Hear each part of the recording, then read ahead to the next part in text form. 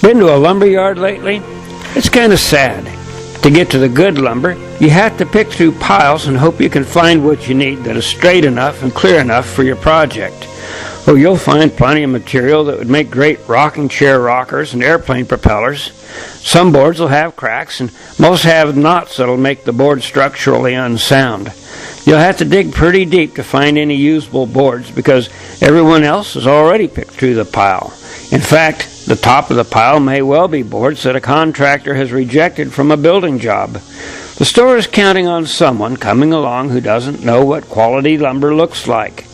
Assuming that you do manage to load up enough boards for your project, your next challenge will be dealing with sticker shock when you check out. Well, a board or two may not break the bank, but when you buy enough for a major project, you'd best brace yourself when the cashier rings up the order. And that's just for the construction lumber. The box stores also have hardwood boards in a special section. These are typically perfectly clear, often shrink-wrapped, and priced individually, so you don't have to think about how much per board foot you're paying. But let's take a look at some current prices. A 2 by 6 by 8 foot long hardwood board, and they're actually only 3/4 of an inch thick and 5.5 inches wide, in red oak runs $26.56 each. That amounts to $9.65 a board foot. Poplar sells for a whopping $22.80 for a single board. And natural wood, half-inch thick tongue and groove flooring is just as bad. Putting that stuff down on a 2,400 square foot house will set you back over $12,000. That's well over twice the cost of a good basic bandsaw mill. In addition to the high price, these boards are, boring. Without the character that makes each board unique, they might as well be made of plastic. Plus, you're limited to the size they have in stock, which means you either have to buy more than you need or scale back on your project. And if you need a wider, thicker board, you'll have to glue pieces together. If you want live edge for a table or a shelf, forget it. Want some entertainment? Ask the store clerk where the walnut, sassafras, hickory, sycamore, or the cherry boards are. And while you're at the big box store, ask someone where the wood comes from, and you'll probably just get a shrug of the shoulders and maybe an enlightened comment about it coming from trees. The sad fact is that buying any lumber often involves shipping in wood from clear-cut mountains or plantations thousands of miles away. The best way to get the size, species, and quality you want in your lumber is to mill it yourself. When you run your own sawmill, you can obtain your logs from local sources, including salvaging dead trees, blowdowns from storms, or urban logs removed by tree services and utilities. Trees which otherwise have been ground up for mulch or, worse, hauled off to a landfill. Owning a sawmill is much more than just about saving money on wood, though. It opens up a world of possibilities that others only dream about.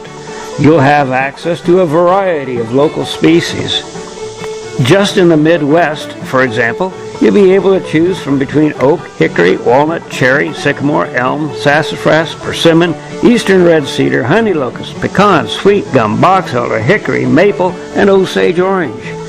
You can mill it to the exact size you need so you can build without gluing up pieces or wasting wood, and the character of the wood will set your projects apart from anything you've ever built before. So, can a sawmill pay for itself? Well, you bet it can. Let's do a little math on a simple home improvement project, a 10 by 40 foot deck. At a box store, oak planking would cost $7.21 a square foot for a total of $2,884 for 400 square feet, and add to that 31 2 by 8 floor joists for another $580, and railing pushes the wood cost total up to around $3,600. Again, pretty close to the cost of a basic manual bandsaw mill. And that's just the one project. One of the most common reasons people have to buy a sawmill is to cut lumber for their homes. Here's what you can expect in terms of building supplies for a 2,400 square foot, 2-story house. The framing lumber, joists, sills, and studs, will run about $12,000. 2,500 square feet of solid wood lap siding at $1.85 a square foot will set you back $4,600. and 2,400 square feet of flooring at about $4.50 a square foot comes to about $10,800. 650 linear feet of hardwood trim and molding at $1.50 a foot will run you another $975 for a total cost of $28,500, and that's not counting the cabinets and furniture. Then factor in 15% overrun of $4,286. That's cut-offs and wasted material, and you get a total of $32,859.40 just for the construction lumber. Let's put that into perspective.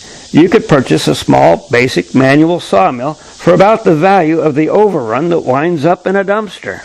Of course, that's just for conventional framing lumber. The box lumber store won't be much help if you're building a post and beam home or a log cabin. Expect to pay roughly $80 for a custom-cut 8x8 by 12-foot long beam, and at that rate, it won't take long for the sawmill to pay for itself.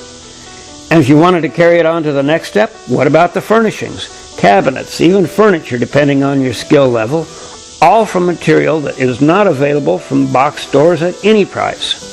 Small sawmills are popular with woodworkers because it gives them access to a variety of species which they can mill to the exact dimensions and grain patterns, such as quarter sawn and even veneer that you'd need for your project.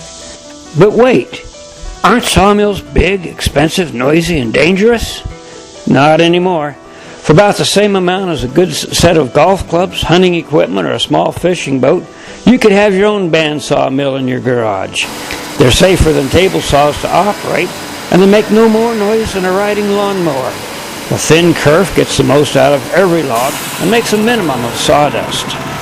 Band sawmills have a surprisingly short learning curve, even for people who think they have little mechanical ability. If you can change a flat tire, you'll have no problem operating and maintaining a bandsaw mill. Most people produce quality lumber from the first log they cut and find that it only takes a few more logs to get a feel for the machine and settle into a productive, creative, and enjoyable activity. Even if you live in an urban area, you can usually get logs from tree services and homeowners who would be glad to see the trees go to a good purpose. There are a number of sawmill businesses located in cities that do exactly that. To get started, you may want to contract with a local logger to bring you a load of logs, or visit a sawmill to see about buying some of their rejects, or even contact area firewood cutters. Once they learn what you want, most will gladly work with you since it saves them the time and effort of cutting and splitting the larger logs, and you can buy them at firewood prices. Of course, you could sell the mill after your project is finished. Sawmills do hold their value well, but most people find that once they get sawdust in their veins, they find other jobs for the mill, including custom cutting for profit. If you're building your own home or into woodworking, either as an amateur or professional, you already have the satisfaction of creating something unique with your own hands. Operating a sawmill takes this satisfaction up to the next level. So why not let the creative process begin by selecting the next log you cut on the sawmill? With the cut list in hand, you can check off the parts for a china cabinet or a table as you mill rift sawn 3x3 maple for the legs, quarter sawn sycamore for the drawer sides, live edge walnut slabs for the top surface, and even veneer for the drawer fronts and cabinet doors. The fresh air and exercise will keep you in shape, but you don't need to be a Paul Bunyan to operate a sawmill. There is some lifting and moving logs and boards around, but with the right tools and a little planning ahead, sawing lumber is easier than you'd think. And pushing the blade through the wood by hand on a manual sawmill isn't much harder than pushing a grocery cart. In fact, many sawyers started out after retiring from a regular job, while others started out as weekend sawyers and eventually left their 9-to-5 job to make their living cutting lumber full-time. With all the sawmilling has going for it, it is becoming more and more popular among woodworkers and home builders.